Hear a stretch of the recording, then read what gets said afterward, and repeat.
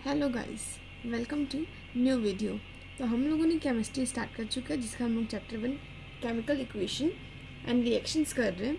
ठीक है, जिसका हम लोगों ने एक पार्ट ऑलरेडी कंप्लीट कर लिया है। आज हम स्टार्ट करते हैं। तो देखो, हम लोगों ने कल स्टार्ट किया था टाइप्स ऑफ केमिकल रिएक्शन, जिसका हम लोगों ने कल कॉम्बिनेशन रिएक्शन स्टार्ट किया था। ठीक है, तो देखो हम लोगों ने कल कॉम्बिनेशन रिएक्शन पढ़ लिया था कि कॉम्बिनेशन रिएक्शन का क्या मतलब होता है, और उसका हम लोगों ने पहला example burning of magnesium ribbon भी हम लोगों ने अच्छे से कर लिया है। ठीक है, ये हम लोगों ने कल कर लिया था कि कैसे मैग्नीशियम रिबन को बर्न करते थे अपन ऑक्सीजन के प्रेजेंस में, तो मैग्नीशियम ऑक्साइड इससे कंबाइन होकर एक न्यू प्रोडक्ट बना था। ठीक है, इसमें वाइट डेजलिंग सा फ्लेम हुआ था, एक वाइट पाउडर प्रोड्यूस हुआ जिसको हम मैग्नीशियम ऑक्साइड कहते हैं। ये सब हम लोगों ने ऑलरेडी कंप्लीट कर लिया था। तो आज हम पढ़ेंगे सेकेंड एग्जाम्पल। ठीक है, हमारे एनसीईआरटी में कुछ एक्सपेरिमेंट्स दी हुई है हर चीज़ को समझाने के लिए। तो कॉम्बिनेशन रिएक्शन का पहला जो था बर्निंग ऑफ मैग्नीशियम रिबन, वो हमारा हो गया।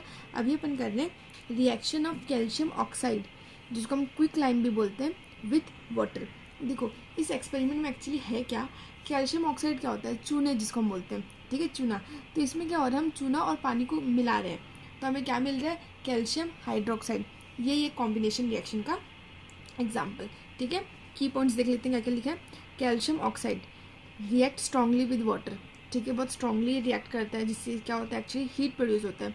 तो हीट प्रोड्यूस होता है, इसलिए हम इसको एक्सोथर्मिक रिएक्शन भी कहते हैं। ठीक है, ये आपका कॉम्बिनेशन रिएक्शन का भी एग्जाम्पल है, एंड अगेन एक्सोथर्मिक रिएक्शन का भी एग्जाम्पल है। और भी पॉइंट्स देख लेते हैं। देखो, the beaker become hot on touching. Of course अगर वो हीट प्रोड्यूस हो रहा है तो बीकर आपका क्या हो जाएगा, गर्म हो जाएगा। और जो कैल्शियम हाइड्रोक्साइड इससे जो निकलता है उसको हम स्लेक्ड लाइम भी कहते हैं, है ना, इस फॉर्म।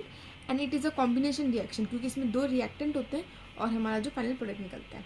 ठीक है, आप देख सकते हो ये किसका फॉर्मूला है, कैल्शियम ऑक्साइड का। और ये वाटर में मिक्स किया अपन, तो क्या बना, कैल्शियम हाइड्रोक्साइड। और कुछ हीट भी रिलीज होता है इससे। ठीक है, हीट रिलीज होता है, इसलिए हम इसको क्या बोलते हैं, एक्सोथर्मिक रिएक्शन। अब हम थर्ड देखते हैं, जो हम कॉम्बिनेशन रिएक्शन कर रहे हैं उसका थर्ड एग्जांपल एनसीईआरटी में क्या दिया वो देखो। White washing and formation of calcium carbonate. अब देखो इसमें एक्चुअली क्या होता है ना, हम लोगों ने जो चूना एंड पानी को जो मिक्स किया था, अब हम उसको क्या करते हैं, यूजुअली दीवार में जब लगाते हैं तो आप ध्यान दियोगे कुछ एक दो दिन बाद उसमें शाइनी सब्सटेंस आता है, शाइनी अपीयरेंस आता है। ये किसकी वजह से होता है, कैल्शियम कार्बोनेट की वजह से होता है। इसी को हम पढ़ने वाले हैं इस एक्सपेरिमेंट के थ्रू। देखो, जो स्लेग लाइम था, ठीक है, स्लेग लाइम था, is used for white washing walls, है ना। It reacts slowly with carbon dioxide from the air and calcium carbonate forms on the walls after 2-3 days. This thin layer of calcium carbonate gives walls a shiny finish, है ना। Marbles also have the same chemical formula. आप इसका equation देख सकते हो chemical reaction का। ये क्या हमारा, calcium hydroxide plus CO2 is equal to what product बना हमारा, कैल्शियम कार्बोनेट प्लस कुछ वाटर भी रिलीज होता है। तो this is all about your combination reaction. I hope you getting what I am trying to speak up. एक ये है कार्बन डाइऑक्साइड टेस्ट। जैसे कि एक्चुअली पता कैसे चलेगा कहीं से कार्बन डाइऑक्साइड निकल रहा है, तो ये टेस्ट होता है कि the most effective way to test CO2 is the bubble the gas through the lime water which is diluted solution of the calcium hydroxide. इससे क्या होता है, फिर हमारा सोल्यूशन है वो टर्न मिल्की हो जाता है, तो हमें समझ आता है कि कार्बन डाइऑक्साइड रिलीज हो रहा है। ठीक है, अब हम कुछ पढ़ते हैं, कुछ एक्सोथर्मिक रिएक्शन और कुछ एंडोथर्मिक रिएक्शन के एग्जाम्पल्स। देखो यूजुअली एग्जाम में पूछा जाता है कि इसमें से कौन सा एक्सोथर्मिक है, कौन सा एंडोथर्मिक है, तो मैं आपको कुछ एग्जाम्पल्स करवाती हूँ। देखो, एक्सोथर्मिक रिएक्शन का पहला है burning of natural gas, methane. जब हम मीथेन को जब बर्न करते हैं ना, तो उससे क्या निकलता है, हीट रिलीज होता है, इसलिए बर्निंग ऑफ नेचुरल गैस भी हमारा क्या है, एक्सोथर्मिक का रिएक्शन, एक्सोथर्मिक रिएक्शन का example. Now decomposition of vegetable into compost. जब हम वेजिटेबल को मतलब मिट्टी में डालते हैं तो उस टाइम भी हीट रिलीज होता है। फिर हमने ऑलरेडी देख चुका है बर्निंग ऑफ मैग्नीशियम रिबन, इससे भी हीट रिलीज होता है। And quick lime reacting with water, इसमें भी क्या रिलीज होता है, हीट।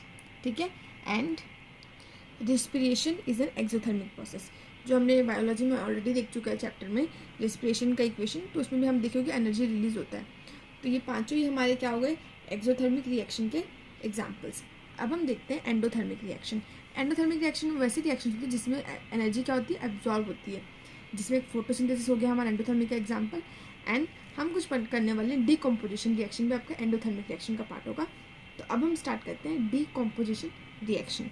देखो, डीकम्पोजिशन रिएक्शन किसको हम बोलते हैं, A chemical reaction in which a single compound breaks down into two or more elements or compounds when the energy is supplied in the form of heat, electricity or sunlight. Basically decomposition reaction क्या होता है कि कुछ compounds क्या होते हैं, break होते हैं डिफरेंट कंपाउंड्स में. तो कुछ कंपाउंड जब ब्रेक होते हैं इसी को हम बोलते हैं डिकम्पोजिशन रिएक्शन. अब ब्रेक क्यों होते हैं? क्योंकि हम कुछ सप्लाई करते हैं. क्या सप्लाई कर सकते हैं, किस फॉर्म में सप्लाई कर सकते हैं?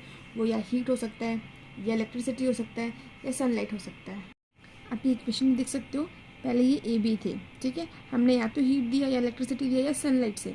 ये तीनों की किसी भी फॉर्म से अपन कुछ देंगे इनको, या तो इलेक्ट्रिसिटी देंगे तो ये टूट जाते हैं, ए प्लस बी हो जाते हैं. इसी को हम डिकम्पोजिशन रिएक्शन कहते हैं. अब हमें देखना है types of decomposition reaction. Thermolysis, electrolysis and photolysis. इसका मतलब क्या होता है? थर्मोलिसिस डिकम्पोजिशन का मतलब क्या होता है? जब हम क्या देते हैं, हीट देके कंपाउंड्स को तोड़ते हैं, ठीक है. A compound breaks down into a simpler substance when heated. जब हम हीट देते हैं तो हम इसको थर्मल डिकम्पोजिशन कहते हैं. आप देख सकते हो पहले ए बी थे, हमने उनको क्या दिया, हीट दिया, तो अब ये ए प्लस बी हो गए, ठीक है. इसमें आप देख सकते हो थर्मोलिसिस ऑफ कैल्शियम कार्बोनेट.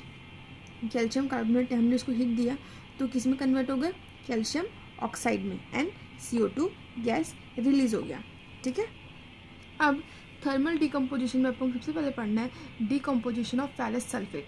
इसमें क्या होता है, देखो फेरस सल्फेट एक कंपाउंड है जो कि ग्रीन कलर का होता है, ठीक है. तो जब हम इसको हीट देते हैं तो इसका जो वाटर होता है ये लॉस कर देता है, और इसका जो कलर है किस में कन्वर्ट हो जाता है, वाइट कलर में. और जब हम इसको और हीट देते हैं तो ये किस में चेंज हो जाता है, वाइट से किस में चेंज हो जाता है, रेडिश ब्राउन कलर में चेंज हो जाता है, ठीक है. और कुछ इसमें से स्मेल भी निकलता है. इसको हम बोलते हैं SO2 और SO3 गैसेस से रिलीज होता है, जो कि बहुत एसिडिक इन नेचर होता है. चलो हम देखते हैं इसके कुछ नोट्स. देखो इसमें हमने क्या ऑब्जर्व किया, इनिशियली फेरस सल्फेट क्रिस्टल जो थे ग्रीन इन कलर थे, ठीक है. जब हम उनको हीट दिए तो they lost water and colour changes from green to white. Further heating the colour changes from white to reddish brown, जिसको हम फेरिक ऑक्साइड में कन्वर्ट हो जाता है बेसिकली ये. इसमें स्मेल ऑफ बर्निंग सल्फर हमने ऑब्जर्व किया, जो कि क्या होता है, क्या रिलीज होता है, SO2 एंड SO3 गैसेस. जो SO2 और SO3 होते हैं एसिडिक इन नेचर होते हैं, as well act as a air pollutant. ये एयर को पल्यूट करते हैं. इसका रिएक्शन देखेंगे अपन. ये दिख रहा है फेरस सल्फेट, ये किस में कन्वर्ट हो गया और क्या रिलीज हुआ, सल्फर की गैसेस. अब हम देखते हैं thermal decomposition of lead nitrate. इसमें क्या होगा, लीड नाइट्रेट को हम लोग लेंगे, उसको हम हीट करते हैं तो वो किस में डिकम्पोज हो जाता है, येलो लीड मोनोक्साइड में, and brown nitrogenous dioxide fume और ऑक्सीजन गैसेस से रिलीज होता है. आप देख सकते हो ये क्या है, लीड नाइट्रेट किस में कन्वर्ट हो गया, लीड मोनोक्साइड में, और नाइट्रोजनस गैस रिलीज हुआ, ऑक्सीजन रिलीज हुआ, ठीक है. इसमें ध्यान देने की बात ये है कि हमने यहाँ पे क्या प्रोवाइड किया था, हीट प्रोवाइड किया था, तो ये डिकम्पोज हो गए. तो जो लीड नाइट्रेट है पहले किस में थे, कलरलेस होते थे, और जो ये लीड मोनोक्साइड है किस में कन्वर्ट हो गए, येलो लीड ऑक्साइड में कन्वर्ट हो गए, ये जो लीड मोनोक्साइड है. और while NO2 appears to as a brown fumes, ये ब्राउन कलर का बेसिकली फ्यूम रिलीज होता है. तो आई होप आपको डिकम्पोजिशन में पहला थर्मल डिकम्पोजिशन रिएक्शन अच्छे से क्लियर हो गया होगा. इसमें हम लोग ने पढ़ा decomposition of ferrous sulphate and thermal decomposition of lead nitrate. अब हम जो पढ़ने जा रहे हैं वो है इलेक्ट्रोलाइटिक डिकम्पोजिशन. इसमें क्या होता है, अपन इलेक्ट्रिसिटी प्रोवाइड करते हैं basically. Electric current is use to decompose और break down the compound into a constituent element और आयंस. इसमें देखो, इसमें हम लोग को ना पहले हम एक टेस्टिंग करेंगे. इसमें कौन टेस्ट करेंगे दिखाती हूँ आपको, एक सेकेंड. तो आप देख सकते हो NCERT में डायग्राम दिया है, हमको इसके लिए इलेक्ट्रोलिसिस ऑफ वाटर का डायग्राम देखना पड़ेगा. देखो इसमें एक तरीके से ऐसे होता है ना, इसमें एक क्या होता है एनोड, एक होता है कैथोड, है ना. इसमें क्या होता है, हम इलेक्ट्रिसिटी सप्लाई करते हैं तो बेसिकली क्या होता है, वाटर जो होता है ब्रेक हो जाता है, किसमें, हाइड्रोजन में और ऑक्सीजन में ब्रेक हो जाता है. इसी को हम इलेक्ट्रोलिसिस ऑफ वाटर कहते हैं. तो इसमें आपको क्या याद रखना है कि जो कैथोड में है हाइड्रोजन गैस रहता है, और का एनोड में ऑक्सीजन गैस रहता है ना. और जो कैथोड होता है नेगेटिव इलेक्ट्रोड रहता है, और जो एथोड रहता है पॉजिटिव इलेक्ट्रोड रहता है, ठीक है. तो इस एक्सपेरिमेंट को करने के लिए अपन को इस वाटर में एक्चुअली ना वाटर में एसिड डालना पड़ता है ताकि वो अच्छे से इलेक्ट्रिसिटी कंडक्ट करे. तो जब एसिड डालते हैं तो परफॉर्म होता है. तो ये आप देख सकते हो मैंने नोट्स लिख दिया हुआ है, ठीक है. कंक्लूजन में क्या होता है, ये रिएक्शन आप देख सकते हो, वाटर ब्रेक हो गया हाइड्रोजन गैस में और ऑक्सीजन गैस में। इसका रेशियो बहुत इंपॉर्टेंट होता है कि कितना हाइड्रोजन कितना ऑक्सीजन, तो 2:1 का इनका रेशियो रहता है। क्लियर।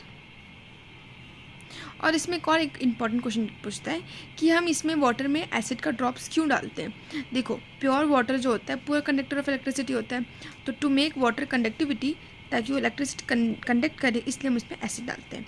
और इसमें एक और चीज़ मैंने देखा है, क्वेश्चन पूछता है कि ना कि कहीं से हाइड्रोजन निकल रहा है या कहीं से ऑक्सीजन निकल रहा है, हमें कैसे पता चलेगा। तो इसका एक अच्छा एक्सपेरिमेंट हम कर सकते हैं, कैंडल टेस्ट। इसमें क्या होता है, अगर कहीं से हाइड्रोजन गैस निकल रहा होगा और वहाँ पे अपन कैंडल ले जाएंगे तो उसमें से पॉपअप साउंड निकलता है, ठीक है, अगर वो हाइड्रोजन गैस होगा तो। और अगर ऑक्सीजन होगा और हम उस पर कैंडल ले जाएंगे तो किसमें बर्न, मतलब वो बर्न ब्राइटली, मतलब और जो बोलते हैं ना तेज से तेज जलेगा। क्लियर। तो ये था हमारा इलेक्ट्रोलाइटिक डिकम्पोजिशन। अब हम पढ़ेंगे फोटोलिटिक डिकम्पोजिशन। इसमें क्या होता है, हम सनलाइट प्रोवाइड करते हैं, ठीक है, a chemical decomposition reaction which takes place in the presence of light, sunlight, ठीक है। तो हम पहले देखते हैं photolysis of silver chloride. Silver chloride का कलर क्या था, वाइट।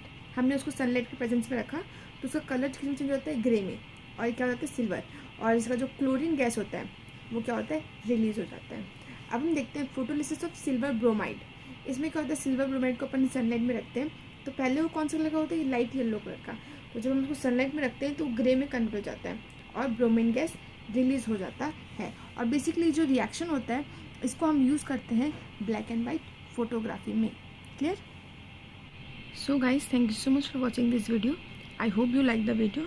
आज का वीडियो ज़्यादा लंबा ना हो जाए इसलिए हम बाकी का पार्ट नेक्स्ट वीडियो में डालेंगे। Thank you and do subscribe the channel for upcoming videos. Thank you.